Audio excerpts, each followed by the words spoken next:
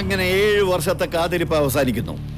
3 മാസം കഴിഞ്ഞാൽ കോടതിയും സമ്മതിക്കും ഹരിനാരായണൻ എന്നൊരാൾ ഈ ഭൂമുഖത്ത് ജീവിച്ചിരിപ്പില്ലെന്ന്. ഒരു തരത്തിൽ പറഞ്ഞാൽ സിവിൽ ഡെത്ത്.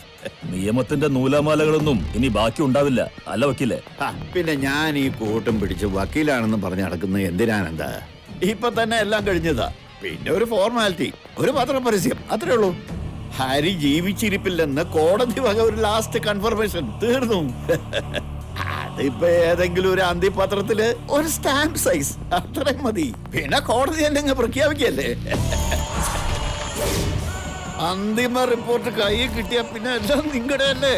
ഹരിയുടെ പേർക്കുള്ള 127 ഏക്കർ നിലവും പുരയിടവും എല്ലാം പിന്നീട് അങ്ങോട്ട് തിന്ന് വീറ്റും മൂട്ടിക്കാം.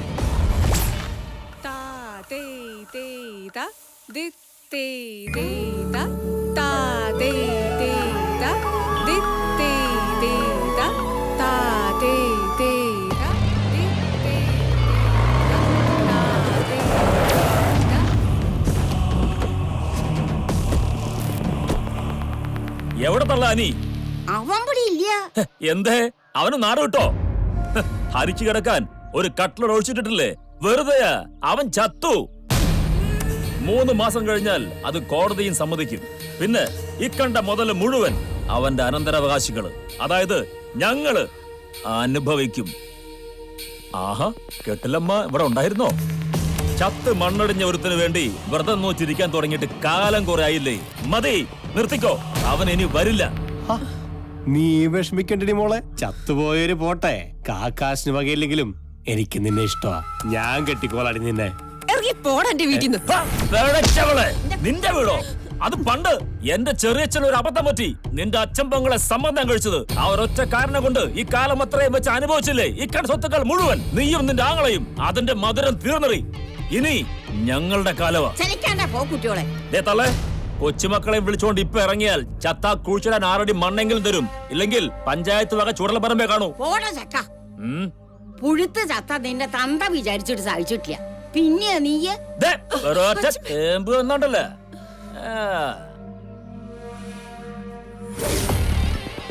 അവസാനായിട്ട് പറയ, നിന്റെ പുന്നാരാങ്ങളുണ്ടല്ലോ അനി, അവനോട് പറഞ്ഞേക്ക് ഈ കേസ് തോറ്റു കഴിയുമ്പോ പുതിയ അപ്പീലായിട്ടെങ്ങാനും വന്നാൽ വെട്ടി അരിഞ്ഞ് ചെളി താഴ്ത്തുന്നു.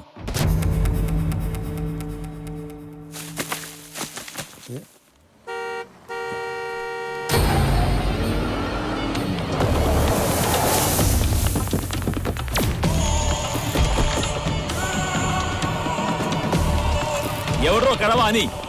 ഞാനിവിടെ ഉണ്ട്.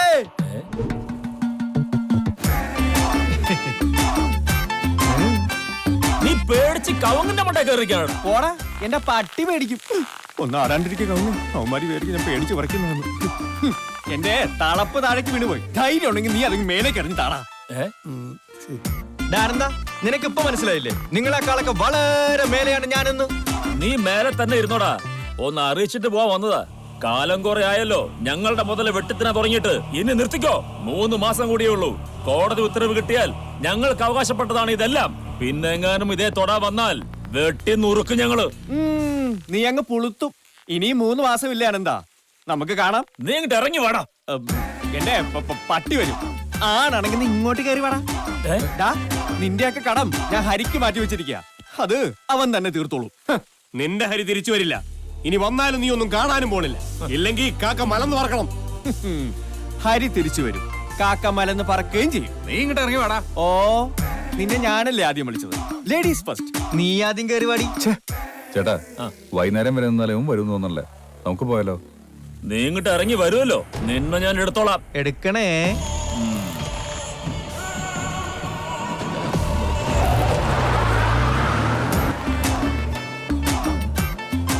പതുക്കെ ഇറങ്ങാം. ഞാൻ അവന്റെ അമ്മൂമ്മയുടെ തിരുവാതിര കളിക്ക് പൂക്കുലവട്ടം കയറിയതാ. കിട്ടിയില്ല. അല്ല പിന്നെ, പക്ഷെ വന്നപ്പോഴേക്കും അമ്മ രക്ഷപ്പെട്ടോളൂ. അല്ലല്ലോ, അനുകൂലമാണോ കളി? അയ്യോ, ഇവര് പോയില്ലേ? പോയില്ലേ? വെറുതെ ഇരുന്നല്ലേ. ഒന്ന് വേഗം ആവട്ടെ അച്ചു. അനിക്കുട്ടന് വിശക്കണുണ്ടാവും. ഒന്ന് ബഹളം വെക്കാതിരി അച്ഛമ്മേ. അനിയേട്ടൻ ടിവിയുടെ മുമ്പിൽ നിന്ന് എണീക്കണമെങ്കിൽ 10 മണിയെങ്കിലാവും. അച്ചു, നീ ഇങ്ങോട്ട് വന്നേ. നമ്മുടെ ഹരി എവിടെ? ടിവിയില് വാ നോക്ക്. നിക്ക്, ഞാനൊന്ന് കൈ കഴുകിട്ട് വരാം. ആ, വരാൻ നീ കൈ കഴുകി പൊട്ടുന്നോട്ട് വരുമ്പോഴേക്കും അവനങ്ങ് പോകും. വേഗം നടക്കും. ഇന്നിപ്പോ ടിവിയില. ഈ മാസത്തെ എത്രാമത്തെ കണ്ടെത്തല അനിയേട്ടാ ഹരിയേട്ടനെ? ഹാ, ഇതങ്ങനെയല്ല, നീ ഒന്ന് കാണ്. ഈ പഞ്ചാബിന്റെ ഉൾനാടൻ ഗ്രാമങ്ങളിലൊന്നിൽ ഒരു കൊച്ചു കേരളം തന്നെ ഉണ്ടെന്ന് പറഞ്ഞാൽ നിങ്ങൾക്ക് സങ്കല്പിക്കാൻ കഴിയോ? ഇത് നമ്മുടെ സുബേദയുടെ ലാത്തി ചാർജ് അല്ലേ? ഞാൻ കാണാറുള്ളതാ. അതല്ലടി, നീ നോക്ക്. മലയാളം സംസാരിക്കുന്ന, അതുപോലെ മലയാളികൾ ധാരാളമായി തിങ്ങിപ്പാർക്കുന്ന, ഈവൻ മലയാളം മാതൃഭാഷയായിട്ടുള്ള ഒരു സ്കൂൾ വരെയുള്ള ഈ ഗ്രാമത്തിന്റെ പേര് മല്ലു സ്ട്രീറ്റ് എന്നാണ്. ശരിക്കും ഈ മല്ലു സ്ട്രീറ്റിന്റെ ഉത്ഭവത്തെ കുറിച്ച് ഇൻട്രസ്റ്റിംഗ് ആയിട്ടുള്ള ഒരു കഥ തന്നെയുണ്ട്. 1984 ഇന്ദിരാജി കൊല്ലപ്പെട്ടതിനെ തുടർന്ന് ഇന്ത്യ ഒട്ടുക്ക് ഒരുപാട് കലാപങ്ങളുണ്ടായി.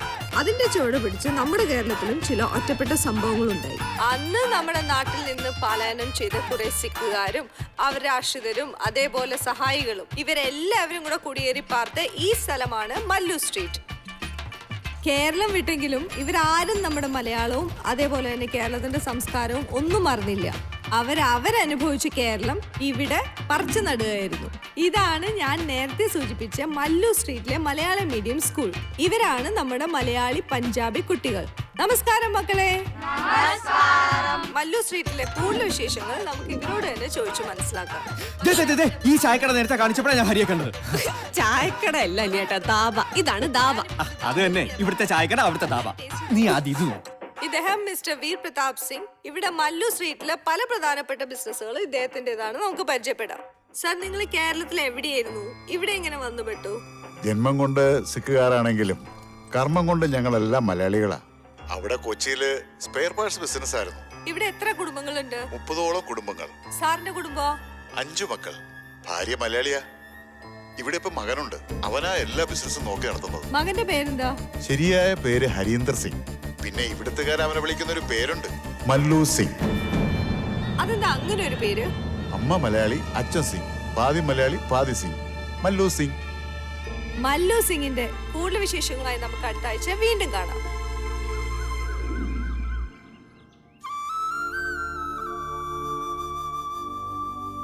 ഇനി ഇറങ്ങാറായില്ലേ? വണ്ടി പോകട്ടോ.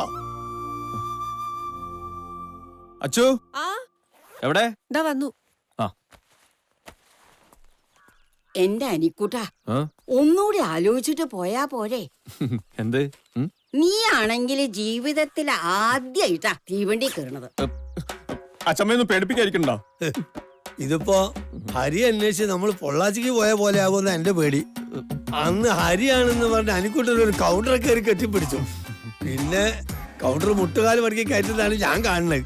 എന്റെ അനിയേട്ടാ, ടിവി കണ്ടത് ഹരിയേട്ടനാണെന്ന് എന്താ ഇത്ര ഉറപ്പ്? ഒരാളെ പോലെ 7 പേരുണ്ടാവുന്നാ പറയുന്നത്. അതാണ് കൽക്കത്തയെ താമസിക്കുന്ന തെക്കേലെ ശാരദത്തില്ലേ, അവരെ മകൻ അനിക്കൂട്ടന്റെ അതേ ചായയാണെന്നാ പറയുന്നത്. അതിപ്പോ എന്റെ അച്ഛന് കൽക്കട്ട ഒരു ദൂരമേ ആയിരുന്നില്ല. പഠിച്ചുകൊണ്ടിരുന്നപ്പോ ഹിന്ദിക്ക് 10 മാർക്ക് തികച്ചും മേടിക്കാത്ത ചെക്കനാ ഇവൻ. ഈശ്വരാ, എന്തൊക്കെ ആവോ എന്തോ. അച്ഛമ്മയോട് ഞാൻ പേടിപ്പിക്കില്ലെന്ന് പറഞ്ഞിട്ടോ. ഹിന്ദി ഇപ്പൊ അത്ര പ്രശ്നമുള്ള ഭാഷ ഒന്നുമല്ല. നമ്മൾ എത്ര ആളുകൾ എത്ര നാട്ടിലേക്ക് കയറ്റി വിട്ടിട്ടുണ്ട്. ശരിക്കും ഇതിപ്പോ പഠിപ്പിച്ചു തരാം. ഒന്നുമില്ല, ഞാൻ പറഞ്ഞ പറഞ്ഞാ മതി. സാരേ ജഹാസെ അച്ഛ ഹിന്ദുസ്ഥാൻ ഹമാര. എങ്ങനെ? ഇത്തിരി ബുദ്ധിമുട്ടുള്ളതാണ്, എന്നാലും ഒന്ന് പറഞ്ഞു നോക്കിയേ. എന്റെ നാണുവേ, എന്നാ തനിക്കും കൂടി ഒന്ന് പോവായിരുന്നില്ലേ? എനിക്കറിയാം, അതല്ലേ ഞാൻ നേരത്തെ ഹിന്ദി പോലത്താതിരുന്നത്. ഞാൻ പോയാൽ ഇവിടുത്തെ കാര്യസ്ഥ പണി പിന്നെ ആര് നോക്കും? അനിയേട്ടാ, ഹരിയേട്ടൻ പോയിട്ട് ഇപ്പൊ 7 വർഷമാകുന്നു.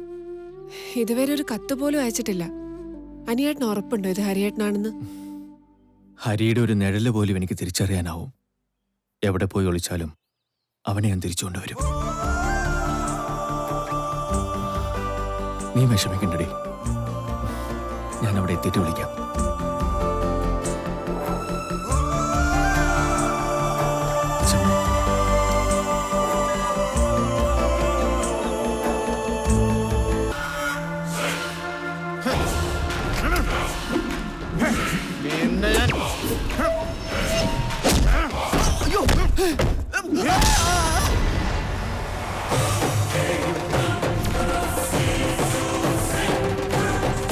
हाथ मत लगाना साले, आगे निकल। ये मल्लू सिंह का बगन की प्रॉब्लम है. अगर मल्लू सिंह ने माफ किया तो भी पप्पन माफ नहीं करेगा. छोड़ यार, मल्लू सिंह की बहन मेरी भी बहन है, लेकिन एक मलयाली पे हाथ उठाए तो मार डालूंगा साले। चल साले തോടരുന്നല്ലടാ പറഞ്ഞ. ഇയാള് മലയാളിയോ? ദൈവമേ, ഞാൻ നാട്ടിൽ നിന്ന് പോകുന്നില്ലേ? മാറിക്കടാ. ഇവരെന്തിനാ ഈ ഇടിക്കുന്നത്?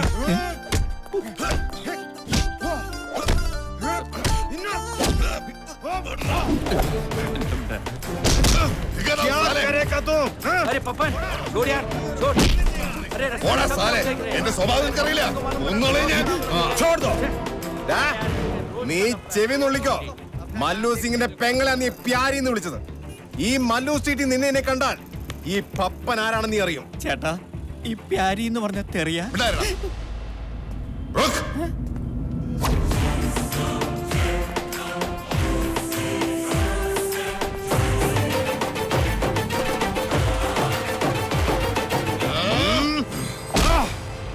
വൈകിട്ട് എന്താ പരിപാടി? നീ വാങ്ങോ? ഇന്നലെ ഞാൻ വാങ്ങി മോന്തിയതല്ലേ, ഇന്ന് നീ വാങ്ങ്. തൽക്കാലം നമുക്ക് നിവിനെ സൈസാക്കാം. മലയാളികളുടെ പേരുകളായിരുന്നല്ലോ. വൈകിട്ട് നേരത്തെ വാടാ തെണ്ടി. ഓക്കേ ഓക്കേ, പറഞ്ഞ ഓർമ്മയുണ്ടല്ലോ. സോഡ അത് നീ ഓർത്തോണം. തെണ്ടി. പട്ടി. ഓക്കേ, ഇനി ഒരാളും ഇവനെ തൊട്ടുപോകരുത്. ഇവൻ എന്റെ ആള്. അയാള് പേടിച്ചു പോയിട്ടോ. ഇവിടെ എല്ലാവർക്കും എന്നെ ഭയങ്കര പേടിയാ. ഞാൻ അനിയൻ. അനിയനോ? ആരുടെ അനിയൻ? എനിക്ക് അനിയനൊന്നുമില്ല. ഞാൻ ഒറ്റ മോനാ, പിന്നെ 2 ചേട്ടന്മാർ. അതല്ല, എന്റെ പേരാ പറഞ്ഞ അനിയൻ. നിനക്ക് എന്ത് സ്ട്രീറ്റിലെ കാര്യം? ഞാൻ നാട്ടിലൊരു ഹരിയെ അന്വേഷിച്ചു വന്നതാ. ഹരിയോ? ബാബരേ, അവിടെ ഉണ്ടോ? അവിടെ ഇല്ല. എന്തെങ്കിലും ആരെങ്കിലും അന്വേഷിച്ചു വരുമെന്ന് എനിക്കറിയാം. എന്താ വൈകിയത്? ട്രെയിൻ ലേറ്റ് ആയതാ. എടുത്തോളൂ. എന്ത് എടുത്തോളൂ? ഞാനാ എടുക്കല്ലേ? സത്യം പറഞ്ഞ ലോകത്തൊരു മലയാളിയും കഷ്ടപ്പെടുന്ന എനിക്ക് ഇഷ്ടമല്ല. അതുകൊണ്ടാ ധൈര്യമായിട്ട് വന്നോളൂ. നമസ്കാരം. ഹലോ, വെറുതെ കുനിയണ്ട, എന്നോടാ. ഞാൻ മൊത്തത്തിൽ ഭയങ്കര സംഭവമാണ് ഇവിടെ. അതുകൊണ്ടാ ഇറക്കി വെച്ചോളൂ. സൂക്ഷിച്ചു ഭയ്യാ. ആരെങ്കിലും ഒന്ന് പതുക്കെ ഒന്ന് ഹെൽപ്പ് ചെയ്യാതെ. എന്റെ കടയാ, പാലിന്റെ മൊത്ത വിതരണ സംഭരണശാല. ഏയ് ഹരിഹിതറേ, എന്റെ പ്രജകളാ. എന്ത് ചോദിച്ചാൽ അപ്പ മറുപടി പറയും. ബഹുമാനം കൊണ്ടാ. അതുകൊണ്ട് ഞാൻ ചോദ്യങ്ങൾ ചോദിക്കാറേ ഇല്ല. നടന്നോളൂ. ഈ കാണുന്ന പശുക്കളൊക്കെ എന്റെ. ശരിക്കും ഞാനൊരു പ്രസ്ഥാനാണ് ഇവിടെ കൊണ്ടുവച്ചിട്ടുള്ളൂ. എന്തേ? എന്നെ ബഹുമാനിച്ചില്ലെങ്കിൽ ചിലപ്പോൾ പശുക്കൾക്ക് ഫീൽ ചെയ്യും. അതുകൊണ്ടാ. ഹരി എന്നല്ലേ പേര് പറഞ്ഞ? അല്ല, അനി. അനി. അയ്യോ, അനിന്ന് എന്റെ പേരാ. ഹരി. ഹരി എന്താണ്? ആ മോനെ ഹരി, ഇത്രയും കാലം ഞാൻ കാത്തിരുന്ന നിന്റെ ചേട്ടൻ വന്നടാ. അല്ല ചേട്ടാ, അയ്യോ ചേട്ടാ, അയ്യോ ചക്കരേ, അയ്യോ ചേട്ടാ, സുഖല്ലേ ചേട്ടാ? ഏതച്ഛൻ ഏതമ്മ മാറിക്കട. ഇത് ഹരിയല്ല. നീ ഹരിയല്ലേ? പിന്നെന്താ? ദേ ഒരു കാര്യം ഞാൻ പറഞ്ഞേക്കാം. ആരോരും ഇല്ലാത്തൊരുത്തനല്ലേ എന്ന് വിചാരിച്ച് തീറ്റിപ്പോറ്റി വളർത്തിയതാ ഞാൻ. അപ്പൊ വേണ്ടാന്ന് പറഞ്ഞാട്ടല്ലോ ചവിട്ടി കൂട്ടി ഞാൻ. എന്റെ പൊന്നു ചേട്ടാ, ഇത് ഹരിയല്ല. ഹരിയല്ലേ? ചായ ഉണ്ടല്ലോ, ഇത്രയൊക്കെ മതി. ഇത് തന്നെ നിന്റെ അനിയൻ.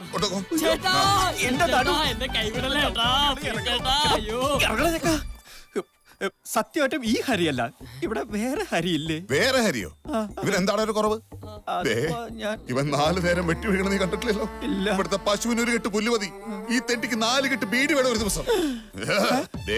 ഇവന് വേണ്ടി ഞാൻ ഇത്രയും കാലം ചെലവാക്കിയ കാശ് ഇവിടെ വെച്ചിട്ട് പോയാ മതി. ഇവനെയും കൊണ്ട് കെട്ടിപ്പിടിക്കണം. പിടിച്ചു. വിട്ടു. അണ്ണൻ പറഞ്ഞത് കേട്ടല്ലോ. എന്ത്? ഫുൾ സെറ്റിലിട്ട് പോയാ മതി. ആഹാ, നിന്നെ ഞാൻ ഇന്ന് പശുക്കളും സമ്മതിക്കില്ലേ?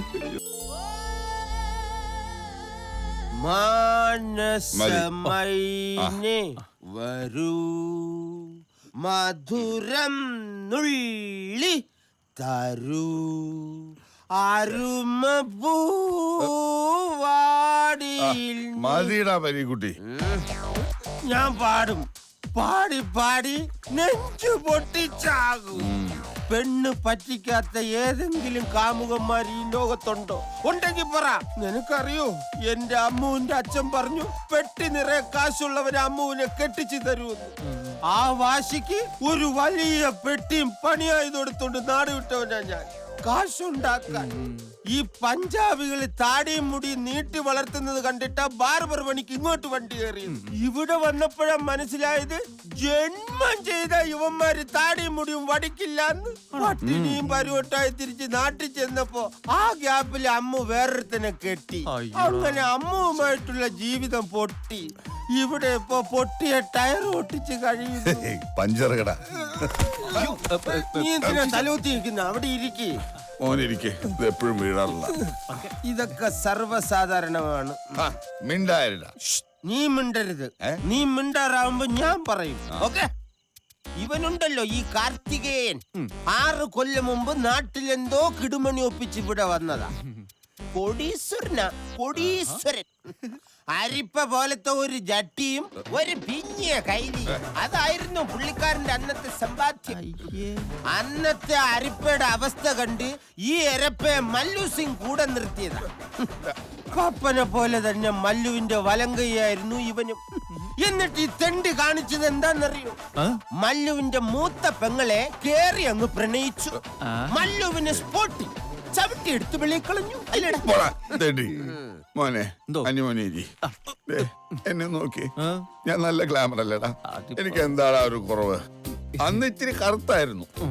അതൊരു തെറ്റാണോ? ആ ഒറ്റ കാരണം കൊണ്ട് ആ മല്ലുത്തണ്ടി അവന്റെ വെളുത്ത പെങ്ങളെ എനിക്ക് തരാണ്ടിരുന്നത്. മോനെ, നീ കേക്കണം. ആ മല്ലു പബ്ലിക്കായിട്ട് പറഞ്ഞാൽ അവന്റെ പെങ്ങളെ വെളുത്ത ഒരാൾക്ക് മാത്രമേ കൊടുക്കൂ. നിനക്കറിയോ? അതുകൊണ്ട് ഒറ്റ കിലോ ഫെയർ ആൻഡ് ലവ്ലി ഞാൻ ഒരു ദിവസം തേക്കണേ. കുറച്ചൊക്കെ തിന്നുകയും ചെയ്യും. എനിക്കിപ്പോ സൂര്യനെ പേടിയാടാ. അതുകൊണ്ട് മാത്രമാണ് ഞാൻ ഈ സാധനം ചുമന്നുകൊണ്ട് നടക്കണേ.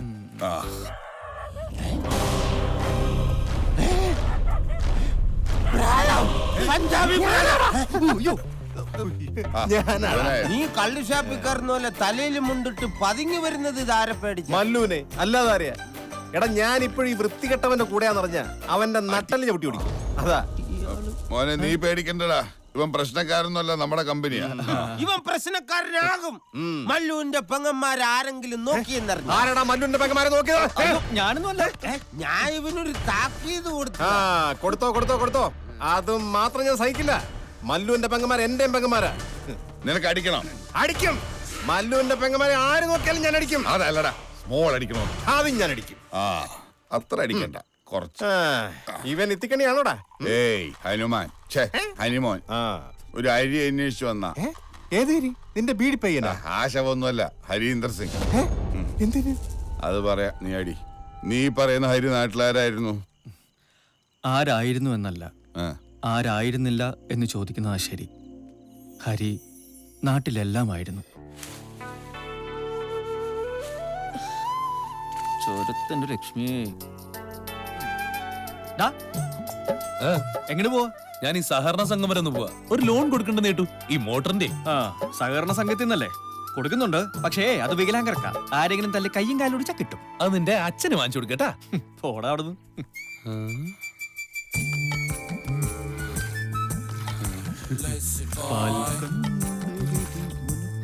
അനിക്കൂടാ, ഒന്ന് മാറിയടാ. ഞാൻ കറക്കാം. എങ്ങനെ? കണ്ടപ്പോ ഒരു കൊതി. എന്ത്? മുലക്കി പിടിച്ച് നിന്റെ അത്രയും പരിചയമില്ല. ഞാനൊന്ന് നോക്കട്ടാ. മാറും. ഗോമാതാവേ, പതുക്കെ പശുവാട്ടോ. അയ്യോ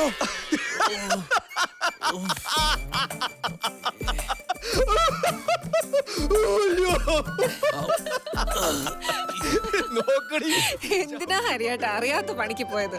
കറന്നു വെച്ച പാലം പോയി. ഇനി അച്ഛന്റെ കയ്യിൽ നിന്ന് നല്ലത് കിട്ടും, നോക്കിക്കോ. ആർക്കായാലും ഒരു മോഹം ഉണ്ടാവില്ലേടി? എന്ത്? എന്തിന്? പശുവിനെ കറക്കാനേ. ഇവിടെ കറക്കിക്കൊണ്ടിരുന്നോ? അറിഞ്ഞോ, നാളെ എന്നെ ഒരു കൂട്ടർ കാണാൻ വരുന്നുണ്ട്. അച്ഛൻ നാണുവാശനോട് പറയുന്നത് കേട്ടതാ. വലിയ തറവാട്ടുകാരാണത്ര. നല്ല ജോലി, കാണാനും സുന്ദരൻ. പിന്നെന്ത് വേണം? കെട്ടടി നീ. അത് തന്നെയാ നല്ലതെന്നാ എനിക്കും തോന്നുന്നത്. അല്ലെങ്കിൽ ഞാൻ ഇവിടെ കിടന്ന് മൂത്ത് നിറച്ച് പോവേ ഉള്ളൂ. ഇങ്ങോട്ട് വന്നേ. നീ എന്തിനാ വിഷമിക്കണേ? നമ്മളീ കല്യാണം കലക്കുണ്ടാ. അതല്ല, ഈ കല്യാണാലോചന എങ്ങനെ? ഞാൻ വഴി പറഞ്ഞു വരാം. ഭയങ്കര ബുദ്ധിയില്ല എനിക്ക്. നല്ല വീട്, വെറുതെ ആലോചന മുടക്കണോടാ. എങ്ങനെ? വെള്ളയുടുപ്പും കണ്ണാടി, കണ്ടിട്ടൊരു മാഷിന്റെ ലുക്കുണ്ട്. ആരാ? മനസ്സിലായില്ല. ഞങ്ങൾക്കും. നിങ്ങൾക്കാരെയാ കാണേണ്ടത്? തുടങ്ങിക്കോ. ഈ ഗംഗാധര മാഷ് അത് ഞാൻ തന്നെയാ. വരൂ ഇങ്ങോട്ടിരിക്കാം. വരൂ ഇങ്ങോട്ടിരിക്കാന്ന്. ഓ ഐശ്വര്യമായിട്ട് മുടക്കിട്ട് വരാം. മാഷോടെ ഇരുന്നോളൂ. ഇരുന്നോളൂ. ഹൈ ഇരുന്നോളൂ. ഈ റിട്ടയറായ ഗംഗാധര മാഷ് തന്നെ അല്ലേ? അതെ. വേണുവിന്റെ അച്ഛൻ? അതെ. ഭാര്യ ഇപ്പോഴും ഗോമതി അമ്മ തന്നെ അല്ലേ? അതെയല്ലോ. നിങ്ങൾക്ക് എന്താ കുട്ടികളെ വേണ്ടത്? വീടും ആളും മാറിപ്പോയില്ലെന്ന് ഉറപ്പുവരുത്താനാ. വന്ന കാര്യം പറഞ്ഞില്ല. വന്ന കാര്യം പറഞ്ഞില്ല. പറഞ്ഞോളൂ. പറഞ്ഞോളൂ. ചളാക്കല്ലേ, കാര്യം പറ. ഞാൻ വിനു, ഇത് സുഖു. അങ്ങ് മണ്ണാന്തൊടിയിലെ വീടേ. ഗംഗാധര മാഷ് വിചാരിച്ചാൽ 2 ആത്മഹത്യ ഒഴിവാക്കാം. മനസ്സിലായില്ല. മനസ്സിലായില്ലെന്ന്. ഞാൻ സുഖു, അങ്ങ് മണ്ണാന്തൊടിയിലെ വീടേ. അത് പറഞ്ഞല്ലോ. അത് പറഞ്ഞല്ലോ. മാഷിന്റെ മോൻ കല്യാണം കഴിക്കാൻ പോണ അശ്വതിയുമായി ഞാൻ അഗാധമായ പ്രണയത്തിലാണ്. എന്തും സംഭവിക്കാം. ദുർബലനാണ് മാഷെ, എന്തും ചെയ്തു പോകും. അരുത് കുട്ടി, അവിവേകം കാണിക്കരുത്. എന്തിനും ഒരു പരിഹാരം ഉണ്ടാകുമല്ലോ. ആലോചനയുമായി ചെന്നു എന്നുള്ളത് ശരിയാ, പക്ഷെ ഒന്നും തീരുമാനിച്ചിട്ടില്ല. തീരുമാനിക്കരുത്, അപേക്ഷയാണ്.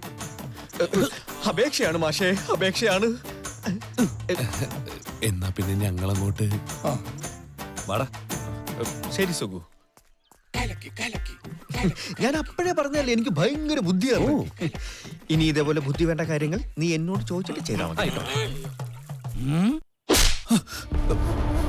കൊന്നുകളയി ഞാൻ. സ്വന്തം പെങ്ങടെ കല്യാണം മുടക്കാൻ പോയേക്കണു. പെങ്ങളെ കെട്ടാൻ എന്ത് യോഗ്യതാടാ ഇവനുള്ളത്? നിന്റെ കൂടെ കളിച്ചു വളർന്നതോ? ആർക്ക് കൊടുത്താലും വേലയും കൂലിയില്ലാത്ത നിന്നെ പോലൊരുത്തിന് തരില്ല ഞാൻ എന്റെ മോളെ. പള്ളിമുറ്റത്ത് തോർത്ത് വിരിച്ചിരിക്കുന്ന തെണ്ടിക്കൊണ്ടല്ലോടാ പറയാനൊരു പണി. നിനക്കെന്താ ഉള്ളത്?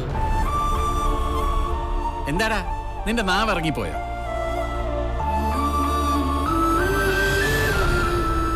നിനക്കിനി വല്ല പൂതി മനസ്സിൽ കയറിയിട്ടുണ്ടോടി? ഉണ്ടെങ്കിൽ അങ്ങ് മറന്നേക്കണം, അതാ എല്ലാവർക്കും നല്ലത്. ഇനി ഇവന്റെ കൂട്ടും കൂടി ഇതുപോലെ വല്ല പോക്കരുത്തരത്തിനും പോയിന്ന് ഞാൻ അറിഞ്ഞ പേട്ടി നുറുക്കിക്കളയും ഞാൻ. അവനൊന്നും പറയണ്ട, എല്ലാത്തിനും കാരണം ഞാൻ നിർബന്ധിച്ചിട്ടാവും വന്നത്. എന്തിനാണാവോ? ഇവക്ക് വേറെ കല്യാണാലോചന എന്ന് കേട്ടപ്പോ വിളിച്ചിറക്കിക്കൊണ്ട് പോവാനാ ആദ്യം തോന്നിയത്. പിന്നെ എന്താ വേണ്ടാന്ന് വെച്ചത്? വിളിച്ചിറക്കിക്കൊണ്ട് പോവായിരുന്നില്ലേ?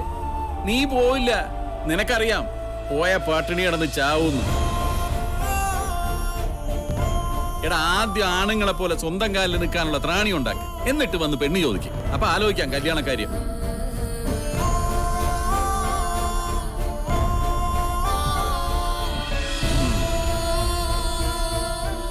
പിന്നെ താൻ തോന്നിത്തരം കാണിക്കാനാണെങ്കിൽ ഇനി ഇവിടെ നടക്കില്ല, വേറെ സ്ഥലം നോക്കിക്കോണം.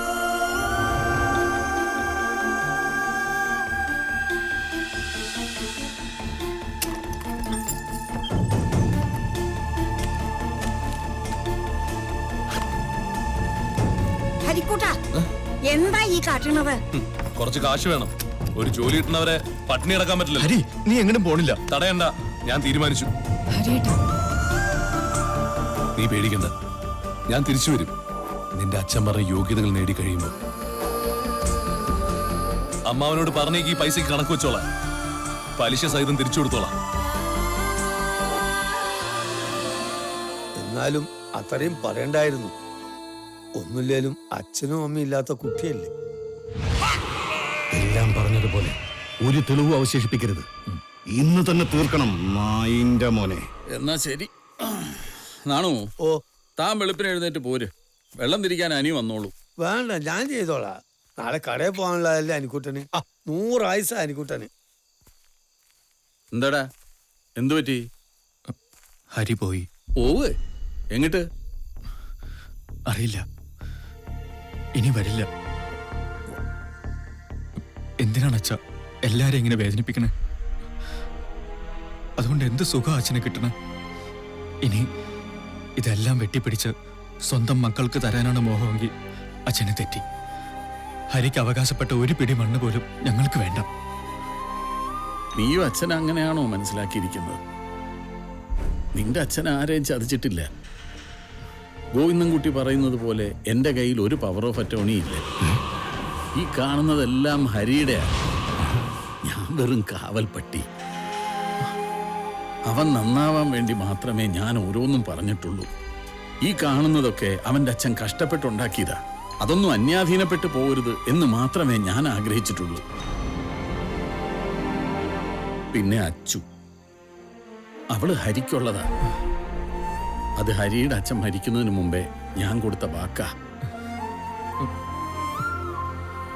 മണ്ണ് വിറ്റ് എത്ര നാൾ ജീവിക്കാൻ പറ്റും?